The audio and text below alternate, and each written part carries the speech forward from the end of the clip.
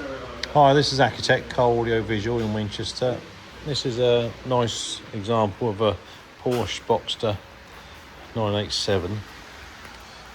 We've done a nice audio upgrade, speaker wise, as well as the media unit. This had the old PCM 2.1 and now it has got, pop the ignition on, so you've got the Porsche logo come up on there as well, which is a real nice feature. So it looks almost OE. It's got a Facia trim from ACV. This is a KENWOOD DMX8021DABS, and this has got digital radio, Apple CarPlay, Android Auto, wirelessly and wired. We've got in the glove box the USB, you can see here, so you can use that for charging or a hardwired Apple CarPlay, Android Auto.